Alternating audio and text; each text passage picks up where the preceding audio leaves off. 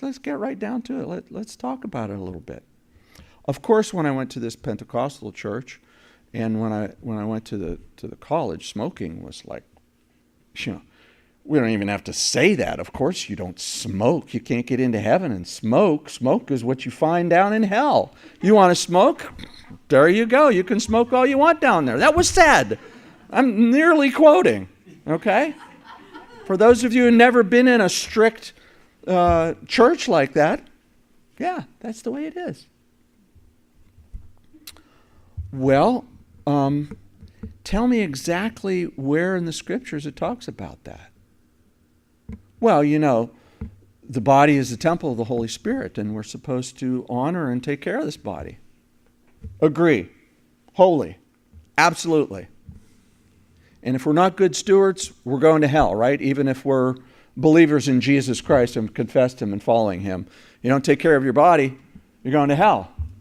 And of course, that's not just smoking. That would cover a lot of other activities that I suspect maybe some of us in this room partake in. How much fat is in your diet?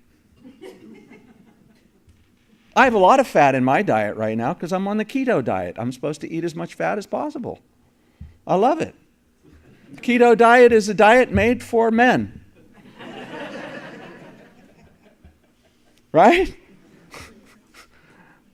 Meat and cheese, vegetables, yeah, okay, but meat, cheese, fatty meats, dairy, it's great.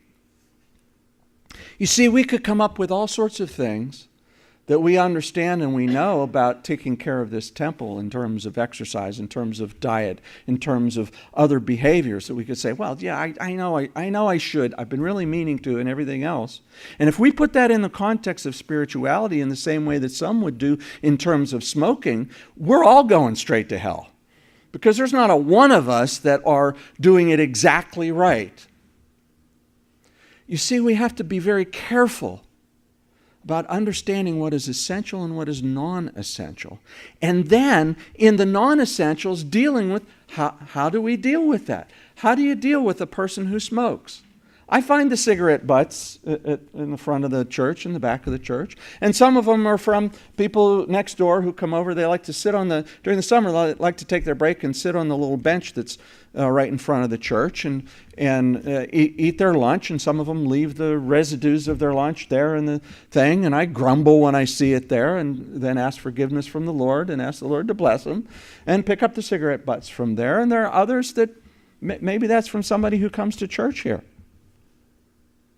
And maybe if you came from some strict background, it doesn't bother me, but maybe if you came from some strict background, you go, well, what kind of Christian are they? They smoke. If they were really spiritual, they'd stop that. You know who was a notorious cigar smoker? Charles Spurgeon. They say he used to smoke something like 8 cigars a day. I don't know how you could do that. They didn't have those little bitty ones back in those days. They're the big chunky things. What's my point here? We need to be careful about these things and put them in the right context.